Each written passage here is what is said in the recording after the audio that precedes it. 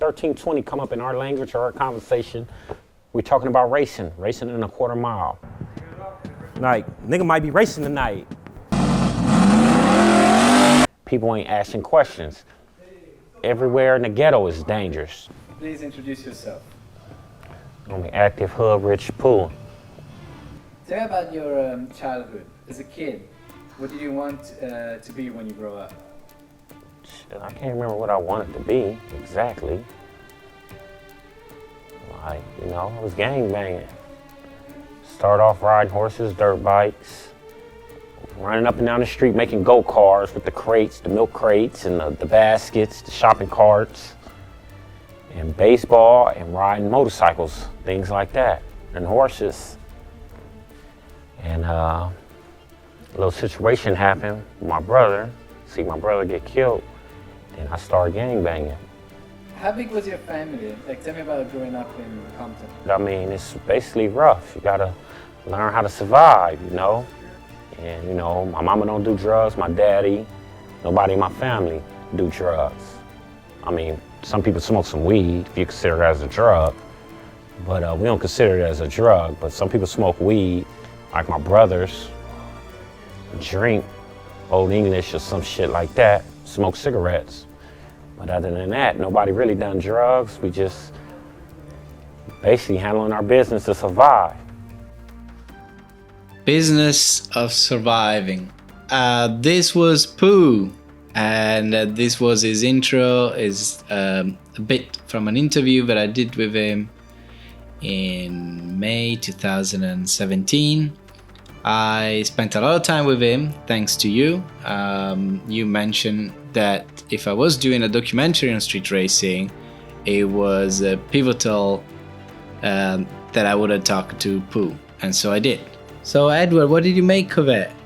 Oh well, I know you're not able to answer. So I'm gonna keep going and say that today's episode it's all about Pooh, and all you need to say is good morning, good morning. Good morning, Mr. Tiziano. Okay. And yes, it's hard to answer questions when you're asking specifics about someone else's life as they're describing it. I guess there are some people that have some sort of imagination and picture situations, some people they don't. I think you fall in the latter category. But it doesn't matter. Luckily, Pooh is here to entertain us.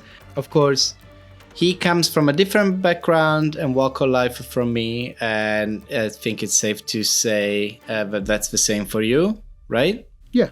So Pooh is African American. He lives in Compton. His family emigrated from the South. Don't remember specifically the state, but I think it's Louisiana. He grew up, as he said, gangbanging. But before that, his dream was to become a trash man. He will reveal that in an interview that he did with me, and a segment of a movie that I will play in another episode. I am aware that this is a podcast about street racing, but for some, the path to street racing is pretty straightforward, I think, and boring. When it comes to Pooh, nothing is boring in his life. So in order to tell how he got to street racing, we need to start from afar and let him explain a bit of a background on his life, his upbringing, and how he developed his passion for cars. Like I say, nowadays every street is dangerous. It ain't just a street, everywhere is just dangerous. Life is just dangerous. Being born is dangerous, if you ask me. Because one thing is promised, you're gonna die. And nowadays, drive-bys, more and more drive-bys, and people ain't asking questions. Everywhere in the ghetto is dangerous. Believe it or not, we've been trying to record this 4 times now. First we had technical issues, then we had intellectual issues. However, there is always something about Pooh in his answers that no matter how many times you listen to them, they command respect. It's pretty banal to say, oh, one thing is sure when you're born, that you're gonna die. Yes, that's true. But people usually don't think of death so much. With Pooh is a constant in his interviews, and therefore is a driving force, perhaps, in his mind. And another thing that always captured me was that every time we filmed, every time we met, even just only to have lunch, was how nervous he looked. Well, I mean, when it comes to street racing, I mean, it's illegal. That's the first part. I mean, it's not legal if you're on the street. And so you're constantly looking around and you're trying to spot whether you see a cop car or any of the undercover cop cars, the unmarked cars. They're kind of easy to spot sometimes too, and they stand out. So you're constantly looking around because half the time the people that are racing are your friends. So you kind of want to look out for them because they're in the car, they're focused on one thing, and their job is just to drive. So they're relying on you as the spectator, the person lining them up or whatever it is, they're relying on you to spot the cop before they do. So you're constantly just looking around and paying attention to everything around you. I never spotted cops before Edward did, anytime we were out there. And, I would say 80% of the times I filmed a street race, cops will show up. So I asked Pooh about his nervousness. I'm not nervous, I'm just alert to watch out, to see what's coming and what I have to do. Tell us about the difference. What's the difference between being alert and being nervous? Nervous, you just scared. Like, I feel you just scared. Alert, I'm watching everything. So I can whip out or do what I gotta do first. If I gotta run, if I gotta pull that thing out and do what I gotta do. I'm alert. I don't get comfortable. I'm not dumb. I don't ever get comfortable over there when I'm hanging out in anybody's hood, anywhere around there. They don't have to be my hood, any hood. Especially, the difference is, especially when you're in somebody else's hood, you don't really know what to look for. Like when I be over there in the Blood's hood, I don't know what to look for. I don't know they enemies, but I do know how to look for a drive-by shooter or a person that's walking up, or the police. So I'm always looking. He can look for the enemy, the drive-by shoot, but he can also look for the police. And so I was wondering, since street racing in the valley is basically dead, how important it is to take you out of your comfort zone every time that you go street racing somewhere else. How much do you feel nervous about all these different factors that in different degrees can still play a role? I mean, gang life can play a role in Compton, even on a street race. I think somebody told me that once he was tired of the noise and somebody came out with a shotgun. Is that true? Did you hear the story as well? There was a lot of people near the finish line, like just waiting for the cars to race. And while they were all there, they were just all, hanging out, joking around with each other, but they were being kind of loud. And I guess on that street, there was someone who didn't like it, who lived there. So they came out talking about like, shut the fuck up or something. And everyone kind of just ignored the person, like, okay, well, this guy's like crazy, go back in your house, crazy guy. And the guy came out, a few seconds later, like cocking a shotgun, get the fuck out of here. And, moments after that, the street was empty. Guns aside, do you have a preference in terms of like where do you think it's safer going racing? Say Diamond Bar or Oxnard or Antelope Valley or Compton. Where do you feel safer now that you've been basically destituted of your own home turf? Safer as far as for the racer, I would say up in the 661 area, which is more like a desert type setting. Just because you're in the middle of nowhere, and if you're there at night, you can see a car coming towards you from far away. So if you have a car that you have to load up on a trailer, you can kind of see a car coming far away and you can just drive the opposite way and get away pretty easily. In the city, like let's say Compton or Diamond Bar, it's a little bit scarier as far as the cops, just because they can come around the corner and you won't even notice it till they're right on you.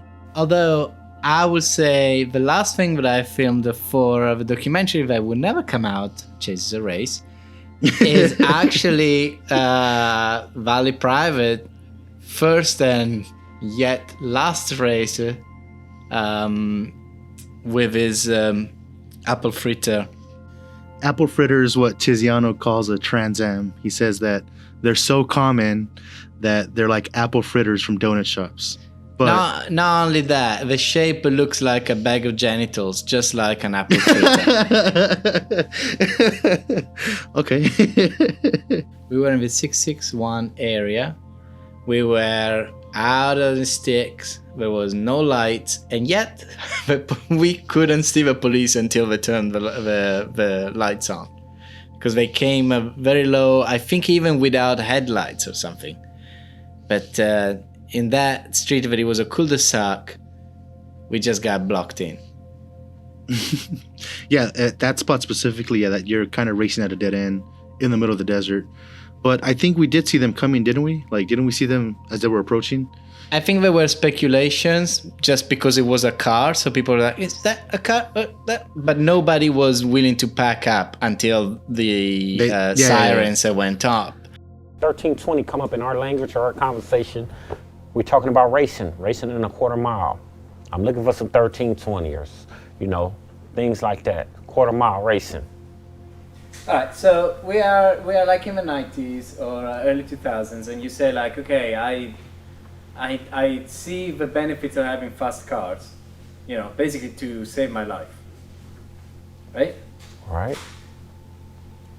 At what point you went like, hey, I'm gonna fucking run this? Like, who told you like, hey, you know what we're doing? We're doing 1320. What's 1320? Like, who introduced you to the scene? At what point in your head you went like, I got all this tension, I got all this shit going on. This is what I would like to do in order to relieve that tension, in order to relieve that anger, and I can make some money too.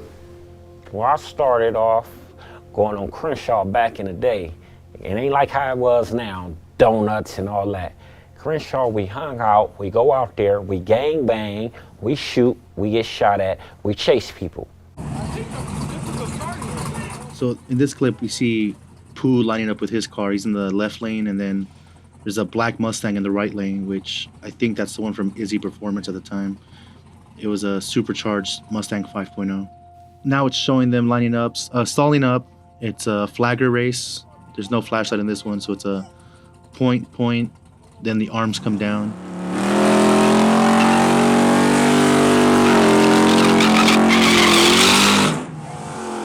And I actually remember this race now. It's been quite a few years, but at that time, a lot of the races were happening off of flagger, and they were chases a race kind of rules. And that night, I remember we had seen cops already. It might have been a twice already, and that might have been the third time we tried to go to the street.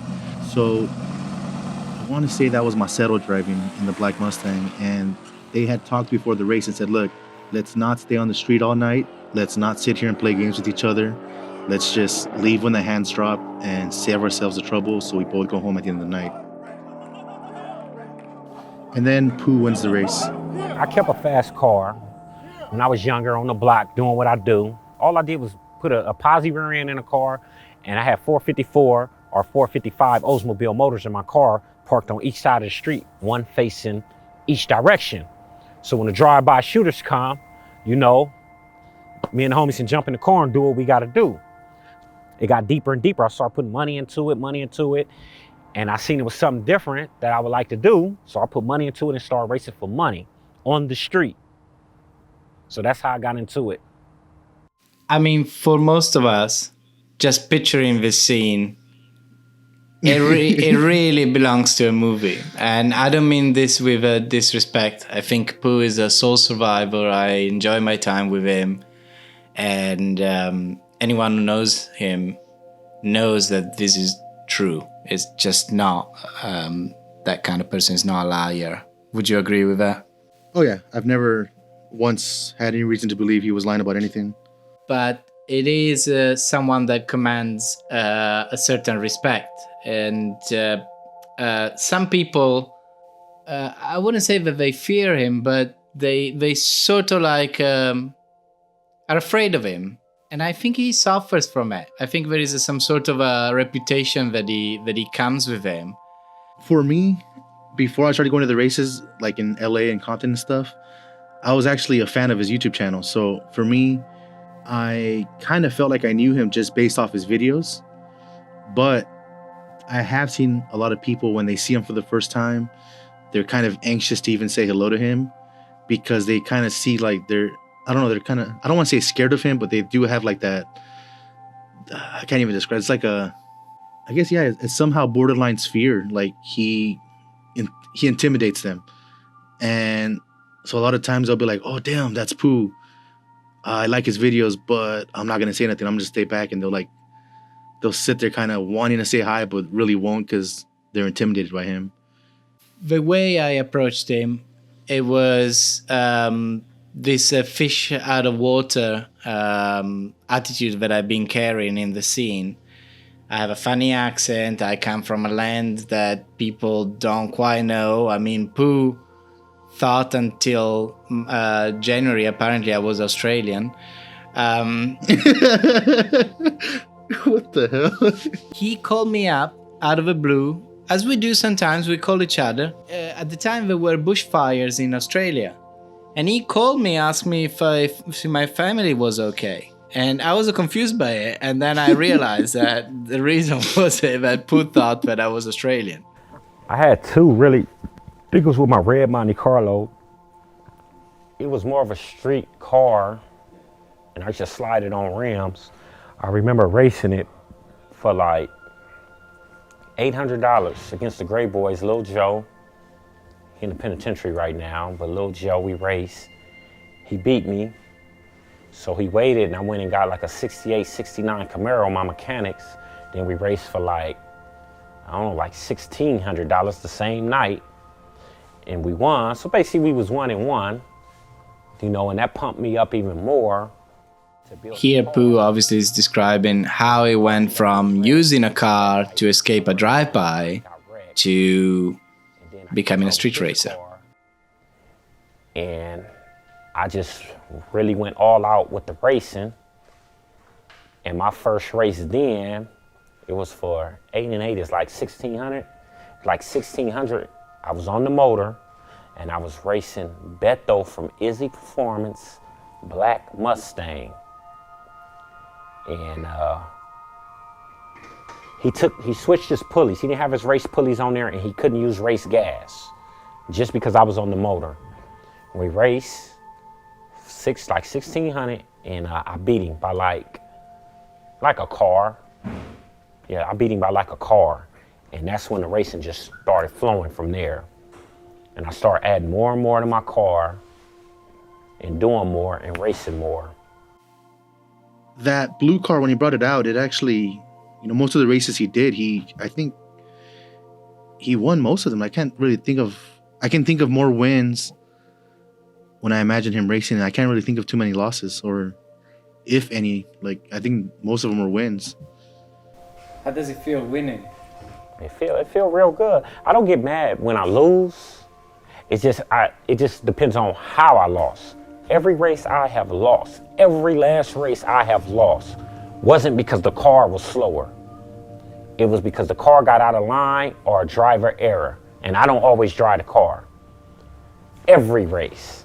Not one race, they can say they actually just beat me and this car got down there. Not one. So I think I would have probably won a whole lot more races. We only lost 4. Probably in the whole thing, I probably lost 6.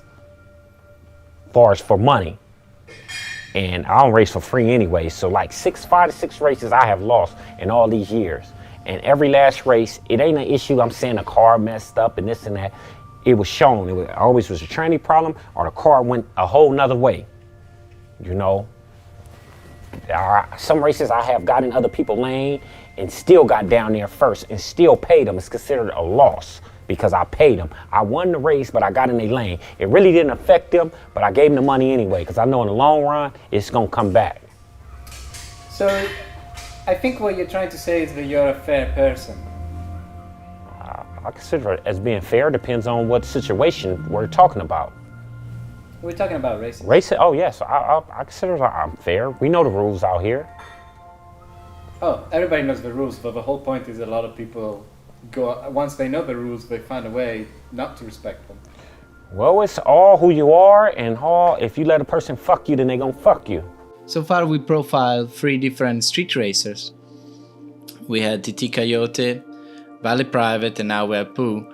And all 3 come together sharing a common passion, but all three really see it in a very different way. But most importantly, who is a street racer? Is it just only the driver? Or is whoever is part of what's going on? So some people organize, some people race, some people build cars. What's your position in the community? Well, my position, I'm a video man. If I want to get labeled as something out there, I'm a video man. I don't race as much as no more. Too much crybaby, too much crying, and all that. I consider myself as a cameraman. That's my opinion. But I am a street racer though. But that's the way I consider myself as labeled now, because all the things that go on, everybody wants space and this and that. And the shirt just came out. If you need space, don't race. I need to have that shirt on, but I didn't get one yet. But if you need space, don't race, because everybody want a head start now. Like one year I gave everybody all their races, everything they wanted. They wanted space and I gave it to them. So would you say like with being a street racer, you don't necessarily need to be a racer? It's just like you said, like in a gang, you know, not everybody is the same. Everybody's got their role. Yes, I understand what you're saying, but I think this is different. Being a racer, you can't be a person like if just say for instance, if you talk shit and you call yourself a street racer, but you don't race or whatever, I'm to shut the fuck up and go get in your car. Go get somebody's car and get in it.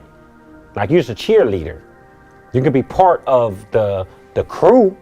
You can be the prep guy or whatever. But like I say, if you're not really out here racing, you call yourself a street racer, somebody's gonna call you out on that. When my car come out, when my car come out. I get tired of hearing that shit. Talk when the car come out, me personally. That's why this shit gives me a headache out here in the area I'm in. You know, everybody just talk. That's why I don't really race no more. Or they want space. Ain't nothing wrong with this car. All they need is some gas. Hold on, this is very confusing. He says, I'm a street racer. But then he said, I'm a video man. And so I'm not technically racing. Help us clarify what's a street racer and where you will put a distinction. Yeah, so to a Karen, it would be, she would describe it as, you know, there's a group of street racers out here racing, and she may be describing 50 people. Within the community, the racers are the persons who are driving the cars or who own the cars. Those are the racers. And everyone else, they're just going to be called by what they do, whether they're just spectators, preppers, negotiators, you know, camera people. Like they're going to each have their own role. But to an outsider, they're all going to be street racers. And that's where it might have two different definitions. For example, is Country a street racer or not? Would you consider him a street racer? He don't race no more. I don't consider him as a street racer, but he out there. He's not an actual racer, but he's at everything and he's selling his juice. What is the juice? What does it talk about here? Country has a product called Street Bite. Actually, I think it's called Street Bite for the win, like Street Bite FTW. Country is a person for everyone out there. Yeah, sorry. So, Country is what we call him or what he calls himself. I call him Mr. Country, and he's in pretty much every video I post on YouTube. He sells a product that he calls Street Bite for the win, and it's a traction compound. It's a liquid that they prep the street with, which they use a little sprayer that kind of mists it in the air and allows a thin mist to fall on the floor. And it gets the floor very sticky. It's kind of like let's call it a glue. A lot of these high horsepower cars, their tires won't always be able to grip the floor properly. So this would be the sticky factor or the product that'll help them, you know, allow the tires to grip the street properly and take off like they should, and not just, you know, let's say they floor it and they're just gonna spin everywhere and lose the race.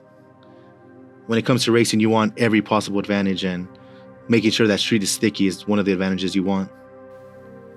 And when it comes to racing, you do need a team. And so here's Pooh at Bowdown.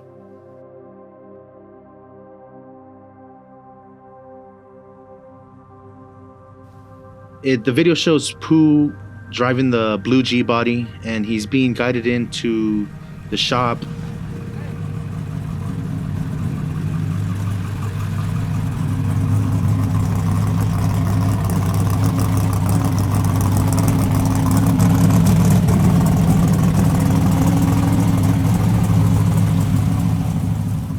He's pulling into the shop.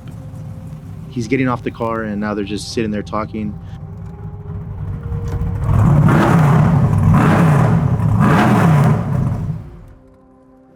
Hey, man. Motherfucking valves need to be adjusted. The valves and like oil change, spark plugs and the valves, they like, I can tell they need to be adjusted. Like, nigga might be racing tonight. You know how that go. My mind is on the police. My mind is on the police. That's why it's important for me to have a team. They need to focus on this. I need to focus on driving this car, getting it down the track, down the street. We call this track to street, whatever. Everybody know I don't track race. Before every race, we do a tune-up. Because we don't need the smallest little thing, a spark plug, to cost us this money. So it's important to make sure the plugs is right, the wires is right, everything is right. The timing in the car, everything is running right. Because the smallest little thing, like I say, it'll cost you. So it shows them removing the front end and accessing the engine bay. I pace people because if a car is too fast, you gotta step up to higher people or you're not gonna get a race, a fair race. Like many a times on the motor, not with this motor, I had another motor in the car. I gave everybody head starts. Let them lead, let them use nitrous, turbo, supercharged, and I hawked them down, meaning I caught them and went around them and just slowed it up and played with them and barely come through the finish line first. I don't wanna just dog nobody. Now the camera's backed up a little bit and we see Pooh standing next to Chevy Boy Fresh, Country, and looks like a Bow Down Jonathan. But I mean, some people will be like if I'm doing something in the street, and I mean, I'm gonna go off the gang rules. If it stay hood, I'm gonna respect it. But if it ain't your hood, how the fuck you gonna tell me I can't do this right here? Who the fuck are you? But if it's your hood, I'm gonna respect it because that's what they live for, shoot for, die for, get shot for, and go to jail for. So I'm gonna respect it as in a hood way. If this is hood and he say I can't do this, okay, I'm gone. But a random person, fuck you. Straight up, how the fuck you gonna tell me what to do? Bloods, Crips, essays, Asians, white boys, people hang with Nazis like this guy right here. He's pointing like at Country, it's a little bit who's of course quick to say that he's not a Nazi. A race on what went down, who won or who didn't win. It ain't really like no gang stuff out there. I mean, gang members out there, but everybody knows. Now Jonathan from Bow Down is talking. Okay, this is a common area. Like, okay, for example, say outside is Crip Hood, next door is Bloods, but this is our common area. When we come here, we just leave all that bullshit on those sides. So that's what the racing scene pretty much is, because we could all come together and have a good time. The main problem is we don't have a track to go to. We have nowhere to take the cars. We build these kind of cars and then they gotta sit. So it's like either let them sit or take them to the street and have fun with them, make some money with them. We wouldn't mind going to a track if we had a local track, but we got a Irwindale. It's a bullshit track. It's good to go test your car on the launch, but that's about it. Why you say Irwindale is a bullshit track? It's 8 Mile. It comes together at the finish line. So that means it's got a bump in the right lane.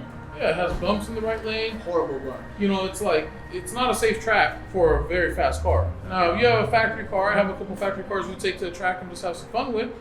It's great for that. But if you take anything with some type of power, you're nervous about going to track and then you want to do a solo pass, so what's the point? Well, we go out and test, might as well go to the street and just do a little test pass. Yeah, if we had a track, I guarantee street racing can go down at least 50%. At least. That's how it used to be when we had the track back in the day. Yeah, when we had Terminal Island, they opened up Friday track was afternoon and packed closed Sunday night. From open to close, that non-stop. Cars were there running left and right. You get your races off, you negotiate with the people, in the pits, and you say, hey, let's race to do this, do that. You get the race off at the track. You don't have to worry about going to the street. And so once again, people from different walks of life who shares a common passion for street racing points out at how society marginalized them and there's nothing left to do but to race in the street. It could be argued that you could get yourself another hobby, but realistically, how does it work? I mean, how popular is the street racing? Oh, it's very popular. I mean, it's the people who are involved in it, they love it. And then there's people who aren't even a part of it and won't ever even want to be a part of it, who are also fans through social media. I don't know. I mean, each person will have their own reason why they like it, but I've noticed a lot of the comments through, Instagram or YouTube, where people comment stuff like, I wish this stuff happened in my area, or this is the type of stuff I only see in movies. I can't believe they do this on regular roads.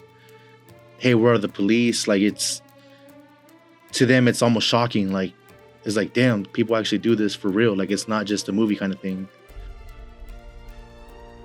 In one of the previous encounters, you defined 3 phases of your life so far. And I would like you to talk about it. You said the first one was like growing up riding horses and playing with motorcycles. And I think that's like innocence. When you were innocent and life was good. Then you say the second phase is when your brother got killed and you joining a street gang. The third one was like being a family man. That's all you said, there are 3 phases. So what do they mean to you? Is it like how you changed internally? Yes, it's just how I change. If I'm with the family, I'm on family stuff. I'm not going to be with the family out there, gang banging and this and that. Or when I'm riding my bikes, I'm out having fun. I mean, but things do happen sometime, but it's the situation that I'm in, the way I act. I don't act the same way. Every situation is different. I act different ways in different situations. When I'm out racing, it's different.